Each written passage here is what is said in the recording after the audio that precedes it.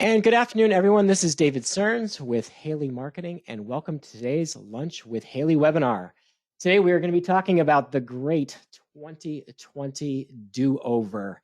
And I don't think there's any better way to jump into this than to think a little back in time. So you guys remember when you were a kid and you're playing a game, playing baseball, playing a board game, and things didn't quite go your way.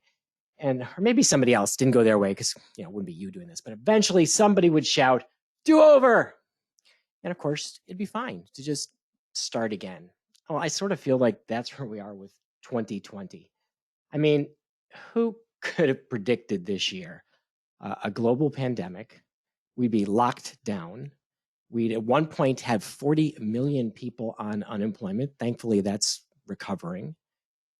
Now we have people who won't go to work either because they got too much in benefits from unemployment, because they need coverage for their kids who can't go to school or trying to balance some sort of hybrid in-school home environment, or maybe they're just afraid of getting sick and safety has become a concern, things that we've never dreamed about.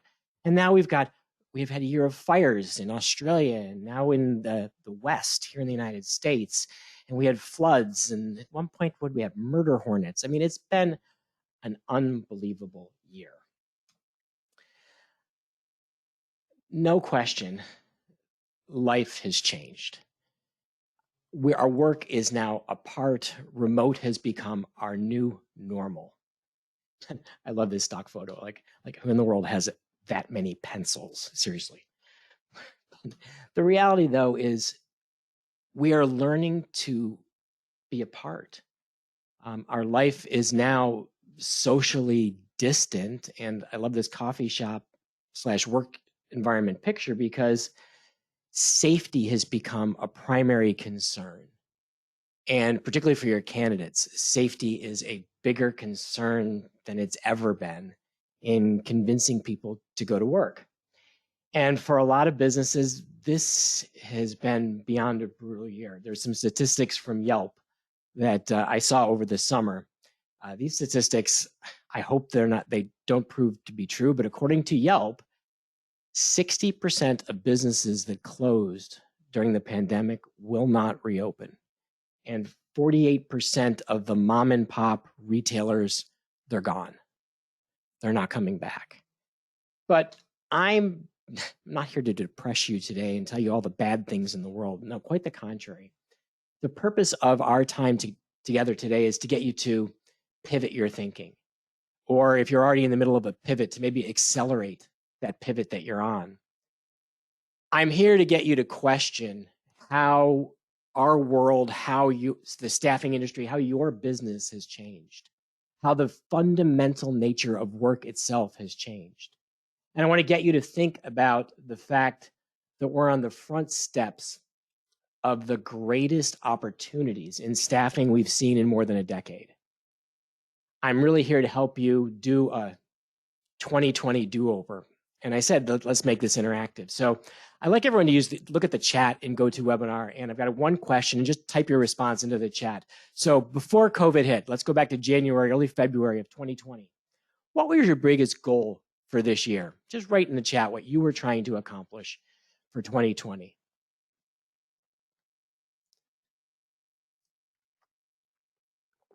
All right, we've got get more jobs filled, more sales, growth, grow the top line, more placements, organic growth. I think there's a theme here. We are all focused on growing our business, double our business. I love that one. Expand divisions. We're going to really broaden what we're doing. Make it our best year ever. I wanted to bring and increase new client acquisition by 20%. Awesome goals. We all had bold goals for this year. And then, of course, things changed. So we went into this year nothing but optimism, nothing but seeing positives. We didn't see that there'd be this massive, unexpected shift. Let's fast forward today. Now you don't have to type the answers in, but I want you to think about, where are you? So a couple months ago, we did a study with about 200 staffing company owners, and we learned something that's going to be no surprise to anybody. Our industry was hit exceptionally hard.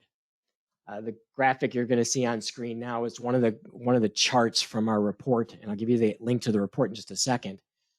But it showed, only roughly 2% of the 200 companies surveyed were forecasting growth for this year after the pandemic hit.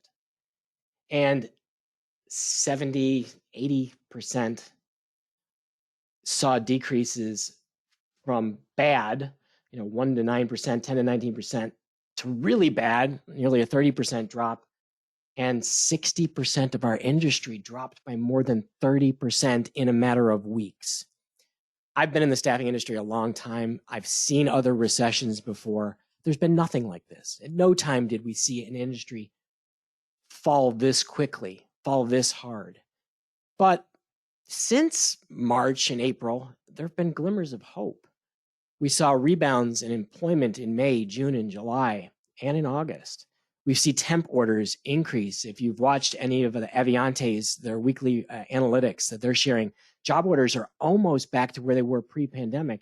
And I'm consistently having conversations, and our team members are consistently having conversations with staffing company owners who said, look, we have more orders than we've had in a long time. I talked to somebody last week who said, we've had more job orders in the last 30 days than in any 30-day period in our company's history. But I can't get the orders filled. So our industry is facing these unprecedented challenges, and we're going to talk about how to deal with it in just a second. But if you'd like to get a copy of the survey and you haven't already, jot down this URL. It's hillymarketing.com/2020 staffing industry survey. So jot down that URL, or just remember 2020 staffing industry survey. And when we're done today, you can go get a copy of our survey report where we went through all the data we collected from the industry and some of our analysis of what companies can do to deal with it. But what's next for you? How are you going to create the right plan, the right strategies for your staffing business? Well, during a downturn, typically companies do one of two things. They play defense or they go on the offense. And defense is really thinking about, I'm going to curl up. You can almost see me if you're watching the camera, making myself a little bit smaller, thinking about how do I minimize the losses? How do I slash my expenses? How do I protect myself from the recession that's driven by this pandemic? It's really about trying to just minimize cash outlay. Some people fired staff members. Some people cut marketing. Some people put any new growth initiatives on hold just to preserve cash in the bank. And there's the other extreme, the companies that said, there has never been a better opportunity in my life to drive growth. My competitors are weak. The clients that are out there need someone to be strong for them, and we're going to go boldly on offense. We're going to market more heavily than ever. We're going to sell more aggressively. We're going to pursue new acquisitions. We're going to pursue expansion. And there's actually been studies done of companies that play offense and play defense. And what's very interesting is you might suspect the companies that play offense are the most at risk, most likely to fail. But actually, it's the companies that play defense that are more likely to fail. Essentially, what happens with the companies that just play defense is they slow the bleeding. But unless they slow it enough to eliminate the bleeding, they slowly bleed to death. And a lot of those companies will survive in the short term and fail in the longer term. A lot of those companies, they cut the fat that maybe they got in the last decade, but then they cut the muscle, they cut the bone, and they can't recover. They reduce their capacity. They reduce their ability to take on new opportunities. And they actually, when they do recover, they take the longest to recover of any type of business as a company that's just playing defense. Then there's the companies that go on the offense. And the only problem they have is sometimes the CEOs become myopic and they become like, damn the torpedoes, full speed ahead. We're going to take advantage of what's going on. And they ignore the risks. And the companies that completely ignore the risks also tend to go out of business. They don't see things coming they need to react to. They may recover if they don't get blown out of the water, and they actually recover faster than companies that play defense. But there's a third strategy that actually is the best strategy of all. And that's companies that are Progressive. And this is not in a political sense, but progressive is that they're in that middle of the road position. Yes, they cut costs. They eliminate expenses that don't drive revenue. They cut the fat, but not the muscle, not the bone. So they analyze everywhere they're spending money, but they continue to invest on things that are driving revenue, that are making fills happen, that are attracting the right talent. And then they invest. They invest in people, they invest in technology, they invest in process improvement, and they invest in marketing. They see in this pile of coal that we've been handed, they see the diamonds in the rough. These companies invest in building on their strengths. They don't chase the hot market. That's a really risky strategy. They build on their core strengths to get even better. They double down on quality. They double down on improving the service experience. They innovate through technology, and they build new business models. And we're going to talk about all this stuff. And sometimes they pivot to new markets and new opportunities. Now, before we go forward and look at strategies, I want to take a look back. So if we look back at the last couple of recessions, you're going to see lots of examples of great companies that didn't survive. Now, I didn't pick staffing companies here. I picked brands we'd all know. So let's take a look at some failures from the last two recessions. So first up on the list, Blockbuster. Why did they fail? Well, it wasn't just the downturn that happened after the dot-com bubble burst. They missed that convenience was key. They missed Netflix, who at the time was allowing people to mail DVDs back and forth, and they didn't realize that mailing was more convenient than going to a store. They totally missed the boat because they thought, who's going to want to do that? I can just stop on the way home from work. Well, it turns out lots of people wanted to do that, and even more so than Netflix went to streaming. And then there's Blackberry. They saw the smartphone coming, but they didn't recognize the potential of the tool. They were stuck on, we've got a business messaging piece of hardware. And they didn't see that the smartphone could be a replacement for so many things in our lives. It's our camera. It's our GPS. It's, of course, our phone. It's our email. It's our instant messaging. Now it's our entertainment. It's our productivity tools. BlackBerry missed all of that, and it was the cause of their downfall. Then a couple of companies that are near to me, Xerox and Kodak. I'm in Buffalo, New York. They're in Rochester, New York. They both missed digital transformation opportunities. I was just chatting with our COO, Vicki Kenward, this morning about Xerox, and she was saying she used to work for Xerox. She said, no, Xerox invented so many cool technologies that nobody knows they invented. Like they invented the mouse. They invented the graphical user interface. But who bought a computer from Xerox with a mouse? Because they didn't do a good job of commercializing the digital transformation they saw going on. Kodak, they saw digital cameras coming on, but they said, no, we're in the film business. We're in the paper and chemicals business. And it nearly put them out of business. In fact, just recently, they may have resurrected by getting a giant pivot to making pharmaceutical chemicals because they got $750 million from the government to invest in going back to their foundation as a chemicals company, not as a photography company. But they missed the pivot. Then there's AOL. If you're old enough to remember getting like the CD of the day mailed to you. Okay, they didn't seem to get the cost of client acquisition versus lifetime value of a customer. I remember doing a study back in the late 90s on AOL, and the cost of getting a client with all those CDs they mailed out was about $270. AOL charged about $10 a month, and on average kept a customer 14 months. So you can do the math. Cost $270, make $140, lose $130 per customer. Not a great business model. But they didn't understand the economics of their own industry, their own business, to figure out how to deal with changing times. Gateway. We used to buy all our computers from Gateway a long time ago. Some of you may remember their big, really cool branded cow boxes. They had fantastic branding, but they couldn't survive the margin pressures of Dell and other PC manufacturers. Then, we do a ton of work in social media and MySpace, which should have owned social media till Facebook basically put them out of business because MySpace said, we're focused on the artists and musicians, and they focused on that small marketplace, and they missed the bigger opportunity that we would all be on social media. Yahoo didn't see Google and say simplicity wins. They wanted to be a more robust portal for people logging on, and Google said, we're just a bar for finding what you want. Search in our search bar. Google won. And lastly on this list, Toys R Us. They missed it. Kids wanted digital toys rather than physical ones.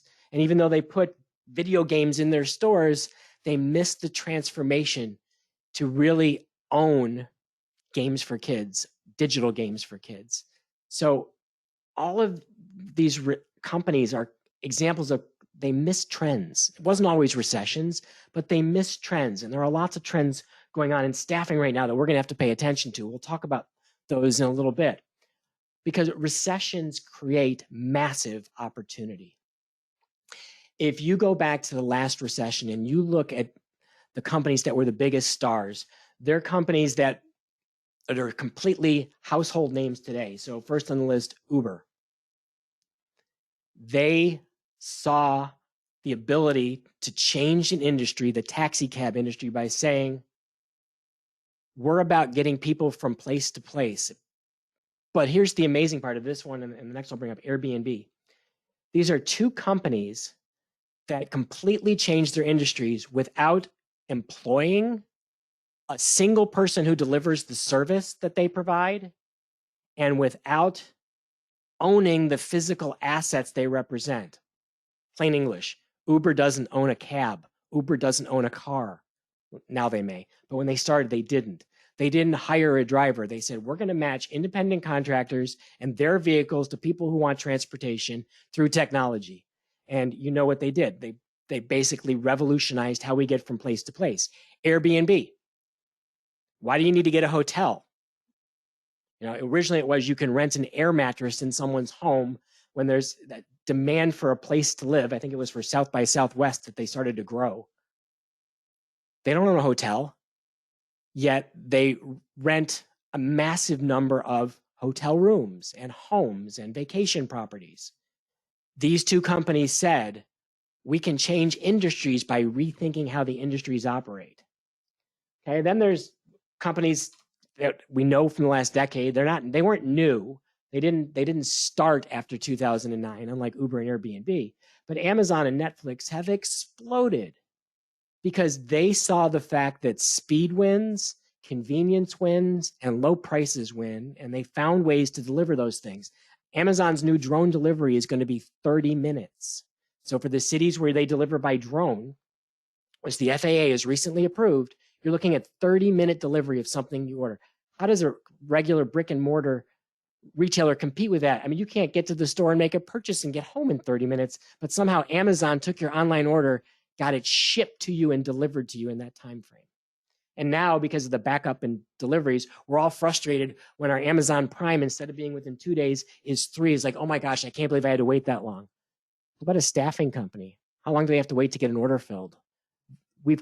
These companies on screen have created an expectation of instantaneous gratification.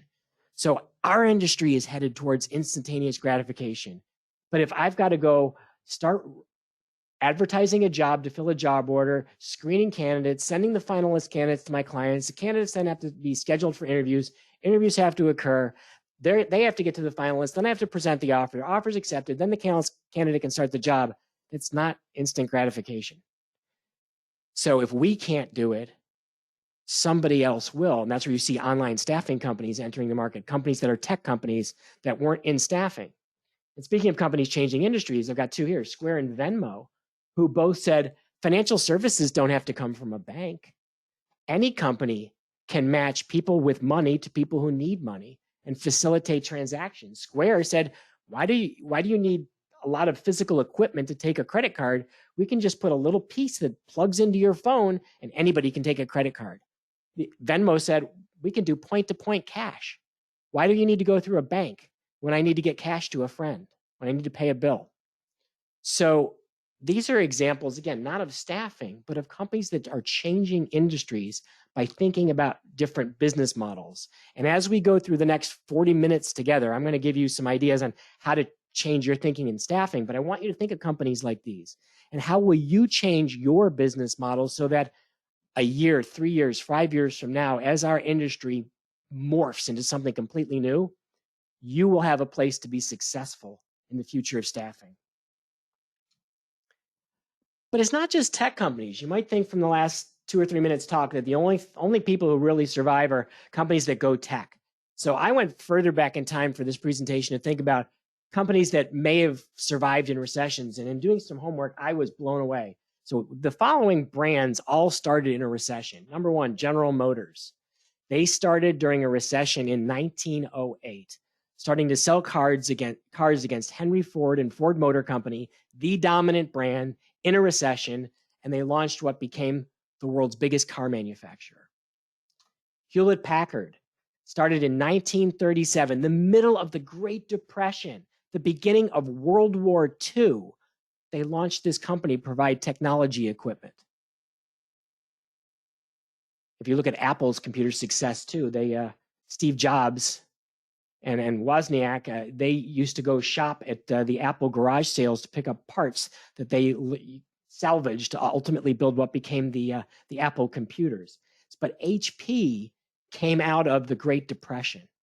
And then there's Hyatt Hotels and Trader Joe's. They were both started in a recession in 1957 and 1958. I thought all the 50s were good times. I didn't know that there was a recession in the mid 50s. And two huge brands, one in hotels, one in grocery, launched in the midst of that time period. And Microsoft launched during the oil embargo in the mid 70s, time when they had something called stagflation, where we had a depression in sales with high inflation rates. So prices were going up. It was an awful time. But Microsoft launched then. And really, Microsoft took off like a rocket in the early 80s downturn when they were able to create a distribution channel for their software through IBM. One I had no idea started in a recession. CNN started in the 80s. The year inflation reached 22%, CNN launched a new TV network. And who in their right mind would say to compete with ABC, CBS, NBC at the beginning of cable television, we're going to create a new news network. We're going to compete with Walter Cronkite's and Dan Rather's and Tom Brokaw's. Are you kidding? Who would do that? Well, CNN did and became a global leader in news. And the last one is EA Sports. Launched during the same time period as CNN. They launched a video game company to make sports games at a time almost nobody could play the games because they didn't have a home PC. They were so far ahead of their times. Yet they've become the dominant manufacturer of games and have survived 40 years providing electronic games. Toys R Us didn't see this, but EA Sports did, saying we're going to focus on sports games and we're going to be the best in the world at delivering those. And they did evolve from sending out boxes of software in the 80s to just getting the ability to download your game today to having it go straight to your Xbox or your PlayStation, so that you no longer need to even own anything that directly from EA other than bits and bytes that you get over the internet. And last one I don't have a logo for is MailChimp, an email marketing company, started right after 9/11, going up against Constant Contact, who had become the dominant player in email marketing. And that company that was launched in 2002, I think it was, 2001, today is worth $4.2 billion. What about you? What will be next for your company? What's going to be next for our industry? Are you going to be Blockbuster? Are you going to be Uber? Are you going to be the travel agent who got put out of business by and large by changes in their industry, or the real estate agent who's thrived as technology has enabled people to search online? Really, it's what kind of company do you want to become in the next 1 to 3 years? So I'd like to do another quick poll. Use the question box again. I want you to put the name of a company you'd like to be like. It can be somebody that I already talked about or a different kind of company, but in the next 1 to 3 years, what kind of company do you want to be like? Maybe it's a bigger staffing company you want to be like. Maybe it's a tech company. What kind of company do you want to emulate? Who do you want to be when you grow up? AT&T, just don't have any Publix. Oh, I was just down in Florida. Great grocery chain. Wegmans up here in Buffalo is even better. Tesla, I'd like to be like them. Elon, I don't know if I want to be like him. He's a little nuts, but I like his visionary thinking. Whole Foods, another good example. A disruptor, Uber, but in recruitment. Let's figure that out. Target, I like that took discount goods, but said, we're going to make them fashionable. We're going to make them cool. Changed their industry in big box retail. Another one, technology. You want to be like Facebook. Yeah, how could we as staffing companies be more like Facebook? So as you think of companies you emulate, think about the traits that make them great companies. Not necessarily what they do, but what made them be a great company. And how do you apply those traits based on your skills, your abilities, the capabilities of your team to build on what you're good at? So what we're going to talk about is now 3 strategies that you can pursue. And it's going to go from the most basic to the most out there as we do the 3 strategies. So the first one is the steady state strategy. And that's probably what most of you are doing today, which is I'm going to cut costs where I can. I'm going to sell harder where I can. It's sort of that hybrid strategy I mentioned earlier. I'm going to try to get closer to my clients, deepen my relationships. I'm going to sell aggressively. I may price aggressively. Now, some of you might get very aggressive and cut prices. That's not a recommendation because when you cut prices, it's really hard to get the prices and margins back. But if you can find a way to remove cost and pass the savings on to your clients, or remove cost and increase pay rates to your candidates, that's a way to benefit the industry without negatively impacting your margins. This strategy is the classic, I'm going to outwork my competitors, I'm going to out-hustle my competitors, and it's probably what 95% of our industry is doing. So let's go on to the next strategy. This one's a little tougher. This is the pivot. So the pivot strategy is about branching out into new but related areas.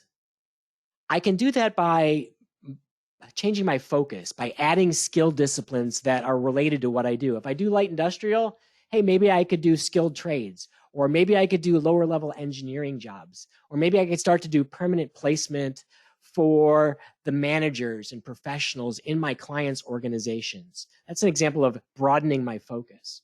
I might look at geographic focus and say, you know what, we're doing really well here in Minneapolis, Minnesota, and I've got clients that are in Dallas, Texas. So maybe if I follow my clients to those markets, it makes sense for me to expand into a geographic market where I don't otherwise have a presence. And now, thanks to every job being remote, we can all look at expanding geography without having to open a physical office. So the world of staffing, and I do mean world, we can now recruit for companies anywhere in the world and source talent anywhere in the world. We don't have to be inviting candidates into our offices and going to sales calls in our clients' offices. In fact, it may be a long time till clients really want to or need to see us in their offices again. But we can use that to change our geographic focus to create opportunity. Then the second way to pivot is through technology. How do we improve the service process? How do we improve the experience for clients or candidates? How do we use automation to increase efficiency? How do we deliver faster? How do we eliminate friction points that are in the process of either finding a job or hiring talent? How do we make the process more enjoyable? I was on a podcast yesterday with our friends over at Staffing Referrals, and I was on as a guest on their podcast yesterday, and I was talking to David there about improving customer experience, and I shared one of my favorite examples of improving customer experience, and that's Disney World. So when you go to Disney, unless you've never been there before, you have an expectation of, I'm going to spend a lot of time waiting in line. And of all the experiences we have in life without having physical pain, waiting in line is one of the worst emotional pains, particularly if it's Florida and it's 95 degrees with 180% humidity and your kids are unhappy because they had to wait an hour to get on It's a Small World, and you've been there, you know the feeling. So what did Disney do? They said, well, we don't have to make the pain of a line quite so painful. We can physically design the line so you can't see how long it is. Because when we can see the totality of a line, it feels worse than when it looks like we just have a short way to go.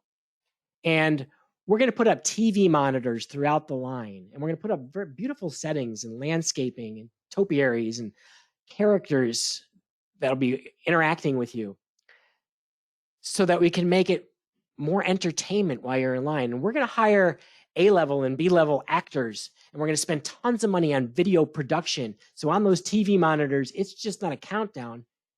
It's a story being told. It's humor. It's entertainment. They took the experience of standing in line and said, how could we make it better?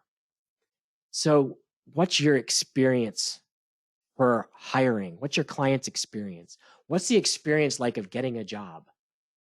We know from candidates, they complain about the black hole, that they submit a resume and they never hear from anybody again. They know they complain about staffing companies that don't get back to them, that they expected to help them find a job and they don't hear anything. How do we improve that experience? How do we provide more feedback? How do we provide more honesty? How do we provide more timely information? How do we use technology to communicate with these people more frequently?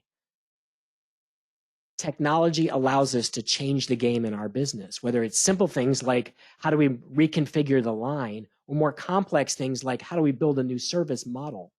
We can use technology to pivot our businesses to be something tomorrow that we are not today. Maybe you'll start getting into online staffing. One of the products we sell is called a talent showcase. Maybe we can start doing skill marketing via our website with a talent showcase instead of one-off telephone calls to market people. There are different ways to use technology to create new service offerings for your business. And then the third pivot strategy is about changing your value proposition, moving up the value chain. If today most of what you're doing is executive recruiting or temporary staffing, where I provide labor to do something my client needs by the hour, how do I do a higher level service? Could I do more on-site workforce management? Or maybe today I can offer a remote workforce manager. Maybe I can get an MSP or VMS services. So I'm really providing a workforce management solution and not just a talent solution. Maybe I can outsource human resources or recruitment process outsourcing. Maybe I can offer project solutions. Or maybe I can get into acquisitions. I could buy a business that expands my capabilities so I can do more for my customers. So I want you to think about the value proposition, where you play in the value you deliver to your customers, and how you could deliver more. A very practical example is we're talking to some of our clients about changing the message from a staffing company from saying we're in the business of filling job orders and providing people to saying we're in the business of supporting talent acquisition. As a staffing company, we provide candidates for direct hire, temp to hire, and temporary placement. As a talent acquisition partner, we also can help you with improving your recruiting process, recruitment marketing, onboarding, exit interviews. So there are lots of ways to think about the talent acquisition business model differently than the staffing business model. And that's an example of moving up the value chain. All right, so that's our second strategy. Let's talk about our third strategy. Our third strategy is the toughest of the three. This is an innovation. This is really coming up with new business models. There are some people doing this today. The most common one you see is online staffing. So Upwork, which has been growing like crazy by providing online staffing services where the buyer, the employer, can go to Upwork right now, search for skills they need, find candidates that match, see reviews of those candidates, hire those candidates, and in less than an hour, they've filled the job order. Now, it's all self-service. That's why everyone hasn't gone to online staffing, but it fits in really naturally with traditional staffing for companies that would rather have self-service. Maybe they need something off hours when you're not open. Maybe they just would rather search your candidate database and see who they want to hire. Maybe they just want to save money by eliminating some of your costs and having you pass that through to them, because Upwork charges a much smaller markup than traditional staffing does. Online staffing is not going to replace the traditional staffing industry, but it augments it. It supports it. It could be used to grow the staffing industry. So you have to look at it and say, is online staffing going to be a threat to my business, a competitor to my business, a complement to my business, or maybe a replacement for my current business? And where does it play for you? We just talked to one company, and I had never heard anybody doing this. They sell fractional expertise. So they do fractional. I've seen two companies. One does fractional CFOs. Another one does fractional CMOs. And I saw fractional HR people. I don't know, it wasn't really CHRs, but it was HR professionals. But the idea is I'm contracting for somebody part-time permanently. And the staffing company or the company providing the fractional service employs those people on a talent bench, and their job is get those people out working all the time. It's just staffing in a different way, but this fractional model is a little bit different take on how to manage staffing. I've only ever seen one staffing company that did it this way, where they hire all of the workers as their full-time employees, and then essentially their job is to manage their inventory of talent to get those people out working every day. And as they find new top talent, to hire them so that no other staffing company can put those people to work. Another company, this is one we just saw, they are starting to offer talent as a service.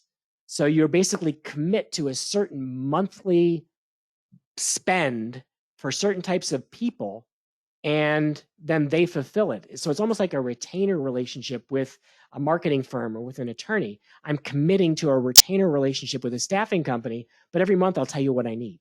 And that could change month to month.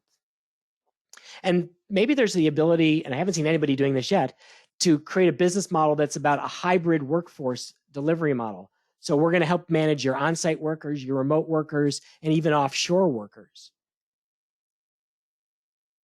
All three of those areas are growing right now, but I haven't seen yet any staffing company saying, we're going to help you manage all of them. However you want to hire talent, we'll provide the right talent in the right way and in the right place to help you get the work done as efficiently and cost effectively as possible.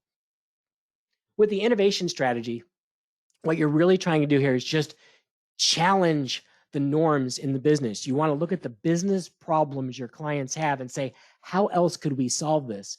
And the hardest part about doing this, and the reason so often innovators come from outside an industry, is you have to forget the industry you're in. And that's really hard to do. You have to look at it with a fresh set of eyes. And this may be where you want to just have a panel with your clients to learn about their problems. Look at industries that have nothing to do with staffing to find other business models.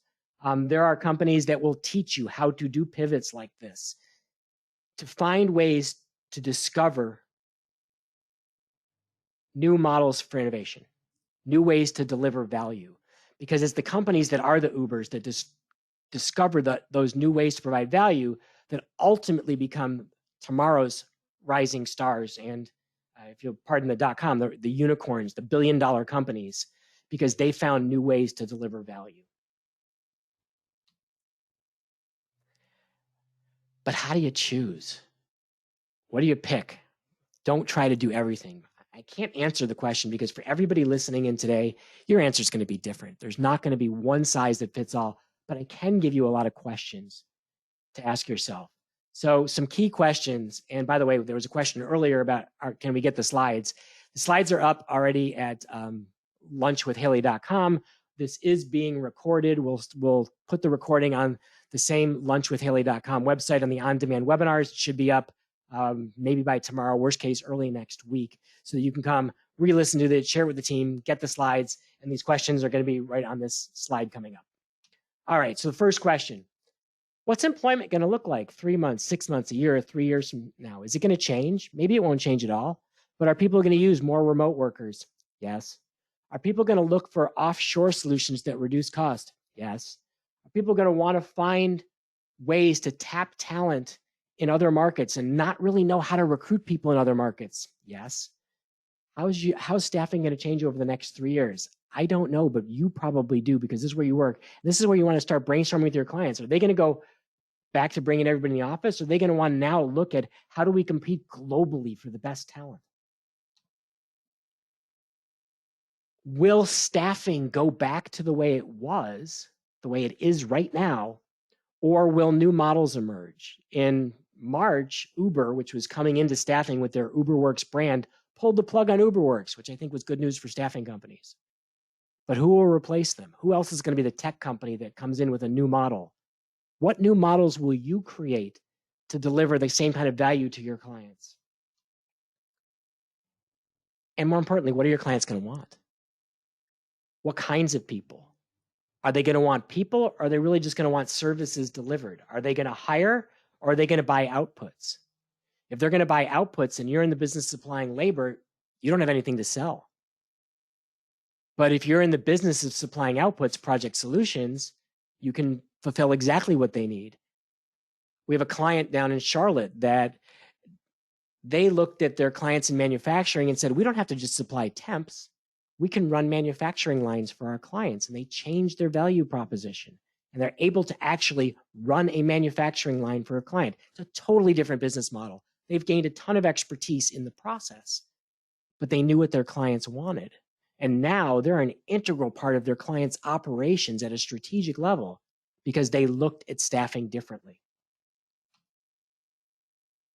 And what are job seekers going to want? Okay, right now they want safety and security, but what are they going to want 3 months from now, 6 months from now, a year from now? Everybody seems to want some sort of hybrid model. I can go to the office sometime. I can be at home sometime. Businesses don't know what to do with that. What do you do with the building you own? How do you manage that? What do commercial real estate companies do? What office furniture companies do? What do staffing companies do to fulfill what job seekers want?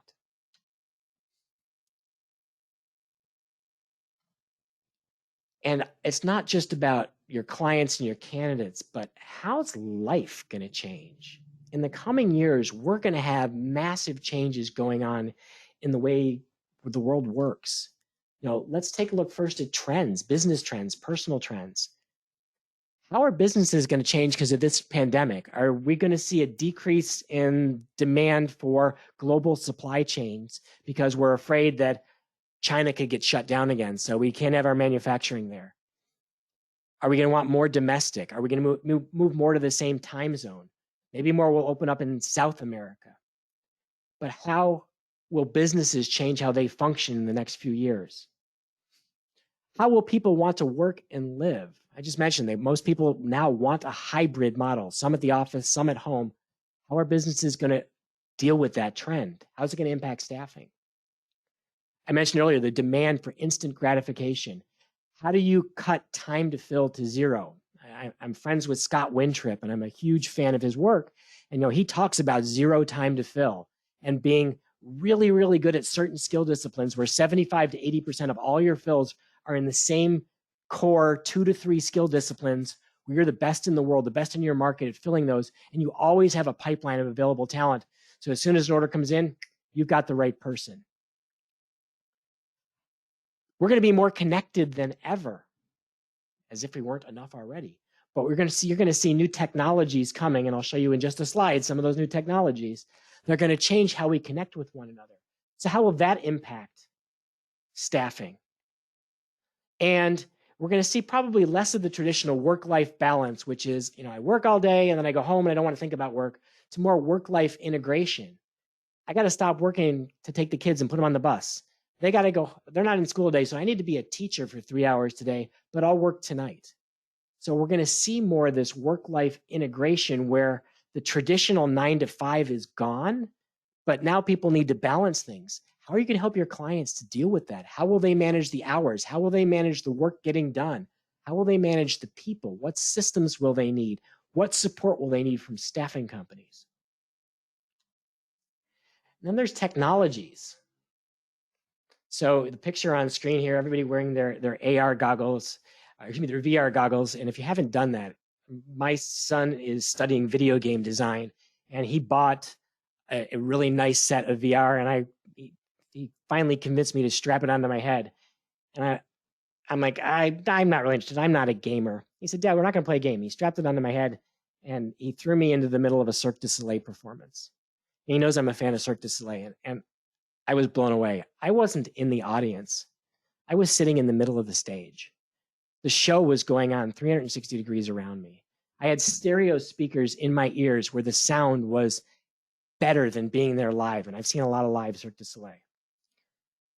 This technology, VR, is radically going to change everything about how we work and play. But it's not the only technology.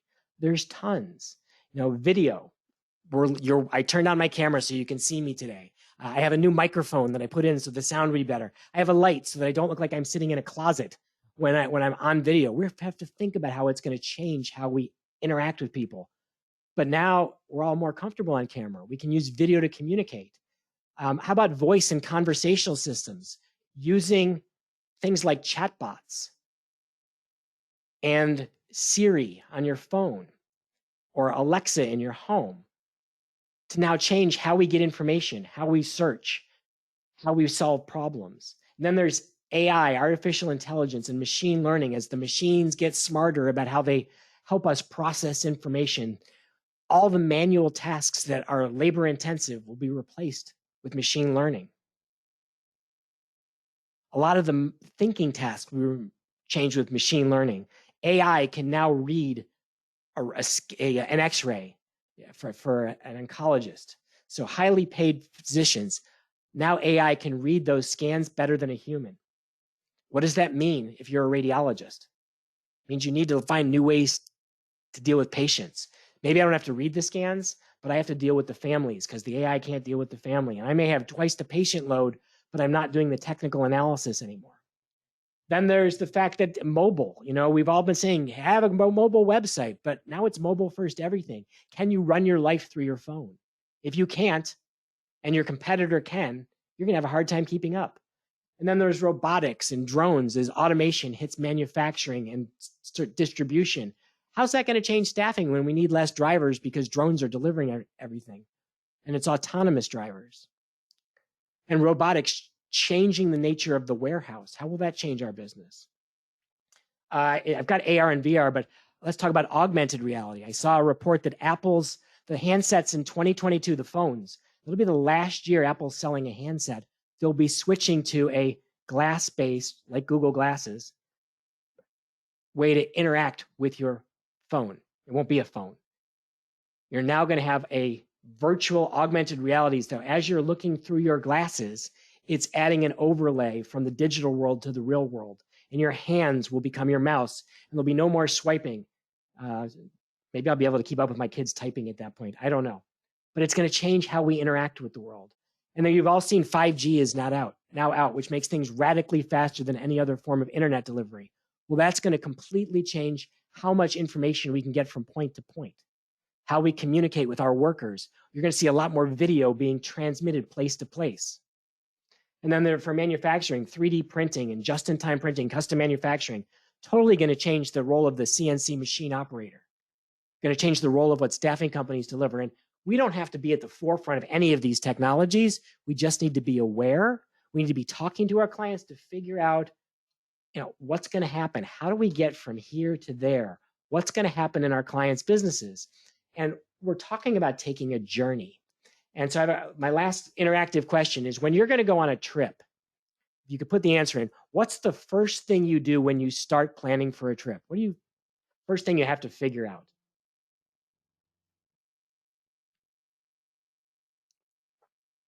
Lodging, flights and hotels. Any other thoughts?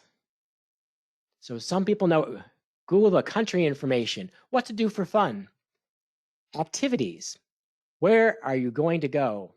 And everybody's thinking about the destination. That's right, but I would say you need to start even earlier. You need to figure out where you are today. Because if I take out my GPS and my GPS doesn't know where I'm starting from, it doesn't know what route to give me. And if you think about your business, where are you today? In business, what we do is called a SWOT analysis: strengths, weaknesses, opportunities, and threats. That's to define, where am I today? Where am I at a competitive advantage versus other businesses like me? Where am I at a different disadvantage? Where are the opportunities for my growth? And what are the threats? And this whole presentation today has been about opportunities and threats. every technology, every trend is both an opportunity and a threat. And you have to think about where you are today. And then you're going to think about where you're going, the destination. So one of the things we use at Haley Marketing is something called EOS, or Entrepreneurial Operating System. And I'm not going to do a full EOS lecture. I'd spend a whole nother hour at least talking to you about EOS, but let me quickly show you what the process looks like. It's this diagram where you have a vision for the future, and you have making sure you have the right people in the right seats. And then you have data to track performance, KPIs, and you're looking at having documented processes, so you're doing things consistently. Then you have a series of structured meetings that you use to plan your goals and to ensure you're staying on track, and you have a process for dealing with issues. And all of this is called EOS. But EOS starts with this thing called the VTO, the Vision Traction Organizer. And this is something that you can do. Is it's defining your goals. 10 years out, some really big, what could I become goal? Dream big for 10 years. Then 3 years, where do I need to be in 3 years to be on pace with that 10-year? And then breaking it down to next year. What does next year look like? Where do I need to be 12 months from now? And you create a very vivid vision of that future. What does it look like 1 year, 3 years, 10 years from now? How will our business have changed and evolved? How will your role as an owner, a salesperson, a branch manager, recruiter, how will you change in the next 1, 3, and 10 years? What new services or capabilities will you need to have? How will your client base change? How about the talent you serve? How is that going to change? The clearer you can paint this picture of the future, the more likely it is that you'll achieve it. And what you need to do is write down those 1-year goals, and ideally the 5 and the 3 and the 10s as well, but figure out as specifically as possible, what do I want to become by when? And then write it down. And I mean really write it down. Less than 3% of all people write down their goals. I don't remember the exact probability of success when you write down your goals, but it is orders of magnitude higher than when you just think about goals in your head. Try to keep your goals to no more than 3. So ignore the stock photo I picked. You should not have 9 goals, no more than 3. And if you can't keep it at 3, no more than 5, but really no more than 3 goals. And then put the goal somewhere you'll see it every day. Read it to yourself out loud at least once a day. And this methodology that I'm talking about now comes from a book called Think and Grow Rich. And it's a process for locking a goal into your subconscious mind, because once you put a goal and you internalize it, things just start to happen that you can't explain. And back in 2009, I had a goal. Vicki and I had a goal for Haley Marketing, and Vicki said to me, for those of you who don't know, Vicki's our COO and also my wife, and she said, "David, write the goal down on the bathroom mirror." She's like, "Go get a marker and write it on the mirror." So we wrote it down, and it was this big giant growth goal that was 4 times bigger than we were at the time. I'm like, man, we'll never accomplish that. But we wrote it down, and you're brushing your teeth in the morning and you're brushing your teeth at night and you see that goal. You're not really thinking about what to do with that goal. You're just reminded of the goal, but it plants the goal in your head. And guess what? In 2010 and 2011, things just started to happen. They fell into place. And that big, giant, impossible goal, not only did we hit it, but now we're more than 50% beyond that goal. So now we had to rethink, where will we be? Do this for yourself. Where are you going to be in 1 year, 3 years, 10 years? Write it down, make it visual, read it out loud. Then I want you to break it down. And I want you to think about it. In EOS, they call it as rocks. So the jar here shows you the analogy for rocks. So if I had told you you've got a bunch of rocks, smaller stones, sand, and water to fit into a jar, and I said, get it all in the jar, and you put the sand in first, like this picture, and then the smaller stones, and then the big stones, well, you see what happens. The sand takes up a lot of space, and then the smaller stones and the bigger rocks, there's a lot of air around them. If you want to get everything done, you need to put the big rocks in first. Then you put the smaller stones in to fill in around the big rocks, and then you pour the sand in, and then last the water, and everything fits into the jar. And in EOS, that's what they call rocks. They're your 3 to 7 most critical 90-day goals. You want to define, what do we need to accomplish in the next 90 days to hit our 1-year goal? So as you think about 2020 and the rest of this year, you need to set your 4th quarter rocks for your business. What are those 3 to 7 most important things you want to do? And for every rock, who owns it? Now, individual teams, your sales team, your recruiters, Your back office, they may have their own rocks towards your goals. And ideally, your rocks are set as a team, not just as the owner telling people what to do. You also want the rocks to be SMART goals. How will we measure success so that we definitively know we've accomplished them? And when you do this every quarter, and then every week you're looking, am I on pace with the rocks? Am I dealing with the issues that could get in the way? You are so much more likely to accomplish the 90-day goals. And if you do that, then you accomplish the 1-year goals. And if you do that, the 3 and then the 10. You can see how EOS works. So to kind of wrap things up, 2020, it's a gift. It's a chance to reinvent ourselves. The field that we're playing in has been completely leveled. A lot of the big staffing companies have had to really cut back. A lot of companies have stopped marketing. They've gone dark. They've disappeared. A lot of companies have gone out of business. They can't fill those job orders. The rules of how we work have been completely rewritten. Maybe some of them have been completely erased. Every one of you has been given a once-in-a-lifetime opportunity to reinvent your business, to reinvent yourself, and to think about what do you want to become, to imagine that future that you're going to create. Today, I don't have answers for you. As I said earlier, the answers for all of you are going to be different, but I'm going to leave you with a lot of questions to take home. Questions to ask. What do you want to be when you grow up? So as you ponder the strategies from today's presentation, think about what do you want to be? Where do you want to be? How is the changing nature of work going to impact your clients? How can you better serve talent in a COVID and post-COVID world? How can you better serve your clients? How can you be more essential to your clients and candidates, so important to their business they can't live without you?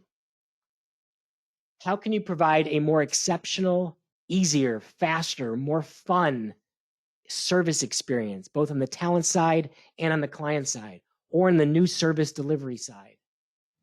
How can you reduce that friction of hiring, finding a job, and getting work done? And last final thoughts. To change the future, define that clear vision. What do you want? Make it as vivid as you can. Close your eyes, take a day, take a weekend, take a week, and define that picture. What's it going to look like a year from now, 3 years from now, 10 years from now? The future is not limited by the past. It's only limited by what you can imagine. Uber did not exist 15 years ago. Netflix was nothing like what it is today. For 20 years, Amazon didn't make a dime of profit. But the CEOs of those companies had a vision of what they could create, what the future could become, and they made it happen. The nature of work changed in the last 6 months. Maybe it's changed forever. How are you going to adapt? The technology that's transforming our everyday lives is also transforming the staffing industry. Are you ready for it today? And if not, what can you do to get more ready? And pick the strategy you're going to follow. Are you going to be defensive, offensive, or progressive? The most successful companies find that progressive mix. In these days, in tumultuous times, there's never been a pandemic time like this, unless you go back more than 100 years. But winning companies in downturns, winning companies in times of struggle do things differently. They're aggressive with cash management. They cut the waste. They maximize their margins. They make really smart investments in process, in technology, in marketing, and in strategic opportunities. Now, if you need help planning your future, something we put together in preparation for 2020, this was actually almost a year ago we created this because we wanted 2020 to be everybody's best year ever, the start of the new roaring 20s. So we put together a workbook for planning your 2020 vision. A lot of you may have received it in the mail from us. Well, it's time to get that workbook back out. It's time to look at it again and create that new vision. So if you need to plan your vision, you can download a copy and you see it on screen, sorry. It's haleymarketing.com/2020 vision. You can download a copy of the workbook and start planning your 2020 do-over. And lastly, to wrap things up, we've got a couple of promotions going on I just want to tell you about.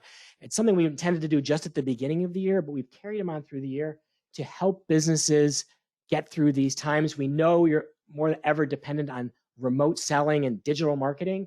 So we've got our digital marketing deal number 1 on Google Mastery and our digital marketing deal number 2 on digital visibility. The Google Mastery is all about SEO and PPC.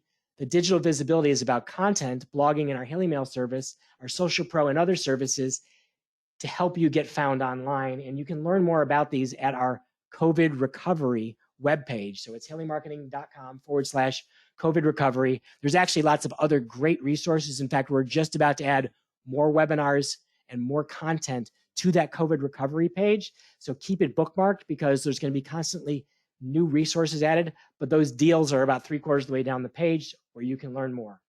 All right, and with that said, we are at our hour, but I'm happy to stay on the line and answer questions. Feel free to use the question window to submit any questions you have. While we're waiting for those, and by the way, if you want to talk to us afterwards, feel free to give us a call, send us an email. We're always happy to chat about ideas, to brainstorm. It doesn't have to be an inquiry about a service we're selling. We'd love to share ideas and help people think about better ways to recruit, better ways to sell staffing. And speaking of which, we've got a couple of additional events coming up in the near future. Our next product demo coming up on the 24th of this month. We're going to look at websites. Our team has been doing some amazing things to really rethink how we're building websites. And so we're going to be doing a product demo on what the best websites do differently. And then in the very beginning of October, we have a guest speaker, Tom Erb from Talent Resources is going to be joining us. And I'm not sure this is his official title, but this is what we talked about, is how to beat the no-show in recruiting, because everybody's struggling with getting people to show up for work. So I asked Tom if he could help us by putting on a presentation about some really cutting-edge recruiting strategies. And so even though we don't have the official description from Tom, we do have the sign-up available. You can go to lunchwithhaley.com to reserve your seat for both of those events. All right, and Megezi, let me ask you, have we had any questions come in? No questions thus far. Seems the presentation was super clear, and we had a lot of great engagement in regards to the polls. The only question we had were getting to the resources and getting to the slides, so it looks like we are good. I do see one that's stuck in at the end there. Where are you going to go? Oh, Natalie, awesome question. And we have a model where we've kind of looked at our business in 3 fundamental parts: our core marketing services, our branded content solutions, and our technology. And we see technology as enabling a lot more of what we're going to do. We've set a 10-year vision that we want to, it's called double. So in 3 years, we want to double our size, and then in the next 7 years after that, double again. The how we haven't figured out yet, but we set the vision. And so for our team, we're painting a very clear picture of what that double looks like, both as for the company and then for individuals in our organization, where it will create opportunities for them. So hopefully in the not too distant future, we'll figure out all the how. Certainly 2020 has thrown us a bit of a curveball, like all of you, as we're figuring out how to get back on track with our goals for this year, but I have no doubt that we'll make it happen. And from all of us at Haley Marketing, I just want to say a huge thank you so much for being part of today's Lunch with Haley webinar. I look forward to seeing you on our next event.